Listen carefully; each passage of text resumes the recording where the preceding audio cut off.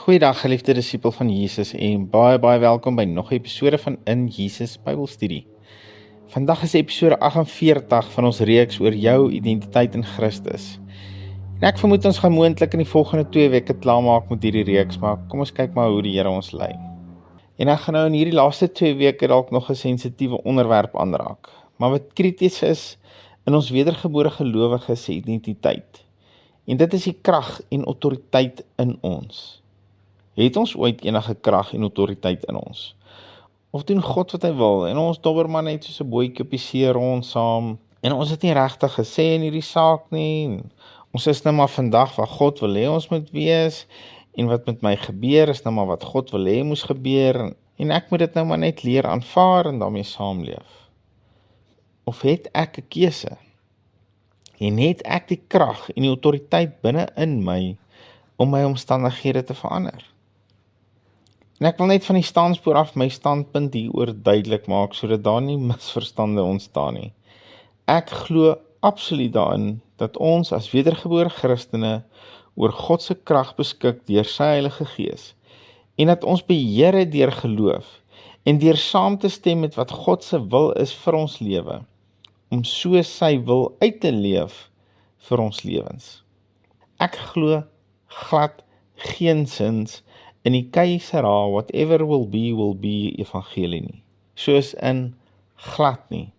Doris Day gaan verseker nie my evangelie bepaal nie. Ek bepaal my eerder op wat God se woord sê en wat sy spieël van my sê. En ek weet wat ek in die volgende paar weke gaan sê, gaan moontlik baie mense omkrap en hulle godsdienstige nekhare laat regop staan.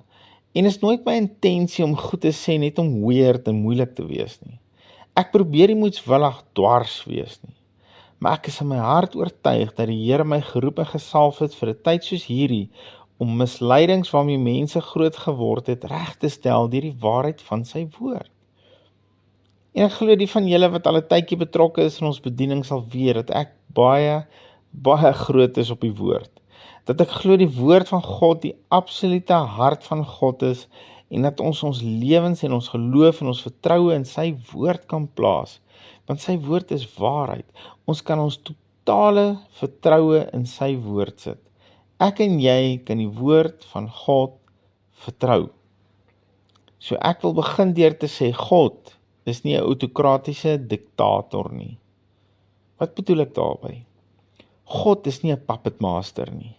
Ons is nie poppe aan die einde van 'n touwtjie wat deur God beheer word soos hy goed dink en soos hy wil nie. Ek en jy het 'n keuse in hierdie lewe en ons keuses maak saak. My en jou lewe vandag is die produk van keuses wat ons in die verlede gemaak het.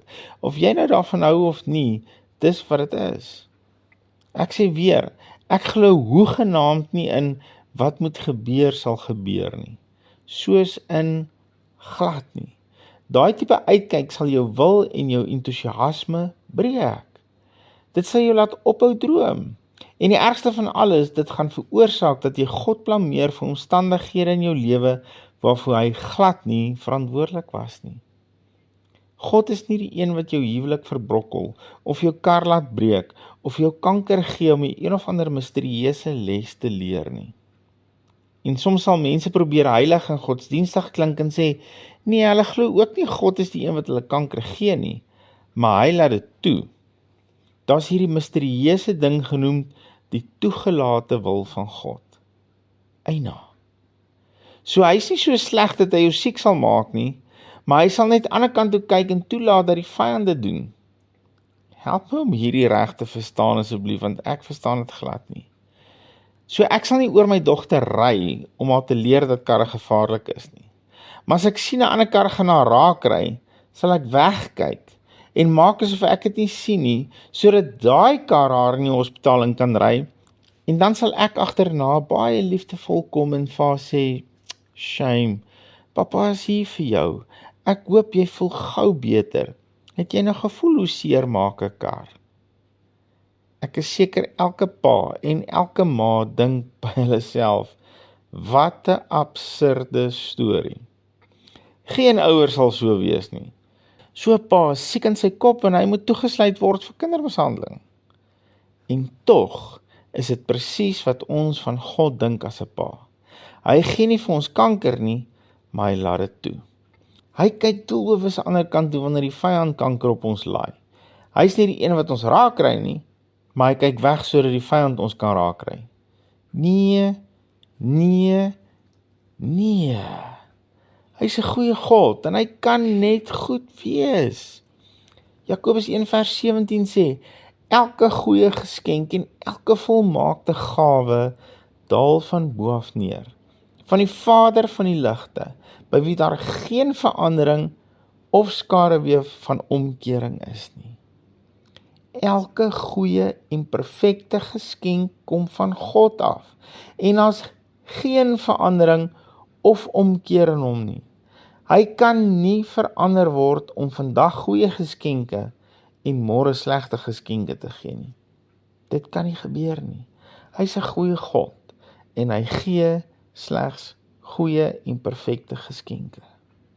In Matteus 7 vers 9 en 10 vra Jesus, die Seun van God, hierdie eienaardige vraag. Of watter mens is daar onder julle, wat as sy seun hom brood vra, aan hom 'n klip sal gee? En as hy 'n vis vra, aan hom 'n slang sal gee? Wat 'n eienaardige vraag. As jou seun vir jou 'n brood vra, sal jy vir hom 'n klip gee? Dit klink absurd om dit selfs te vra, want die antwoord is mos 'n baie vanselfsprekende nee. As my kind vir my sou brood vra, sal ek haar vra, wat soek sy alles op die broodjie? Kan ek vir haar ham en kaas en tomaties en spersous en opsit? Klink dit nie meer realisties nie. Nou, hoekom vra Jesus hierdie vraag? Want hy wil ons laat besef hoe absurd dit is om te dink God, wat ons ewige Pa is, dat hy so is. Hy sê in vers 11, as julle wat sleg is, dan weet om goeie gawes aan julle kinders te gee, hoeveel te meer, hoeveel te meer, hoeveel te meer sal julle Vader wat in die hemel is, goeie dinge gee aan die wat hom bid. Hoeveel te meer sal julle Vader in die hemel goeie dinge gee. As ek vir my kind sou ham en kaas op haar broodjie sit, wil ek vandag vir jou sê, jou hemelse Abba Vader sal vir jou 'n Dagwood bou. Vra hom net. Hy's goed en hy wil vir jou goed wees. Here Jesus, ek wil vandag begin deur te sê, ekskuus. Jammer. Sorry Here, as ons in die verlede ongelukke en siekte en teëspoed en allerlei mishaps in ons lewe aan U toegeskryf het, terwyl U so goeie God is. Terwyl U hart vir ons net goed is en U vir ons net wil goed wees. Here, maak ons wakker vir U woord, dat ons sal besef, U is 'n goeie God. En dat U ook so goed vir ons wil wees. Dankie Here, U is liefde, U is goedheid, U is barmhartigheid, U is 'n God van oorvloed. Help ons om dit in U woord te sien en om dit te glo dat U dit vir ons wil wees. In Jesus naam. Amen. Nou as jy dalk meer oor ons bediening wil uitvind, of as jy dalk finansiëel wil saai in ons bediening, kan jy gerus na ons webwerf toe gaan by injesus.co.za. Al die besonderhede is daar.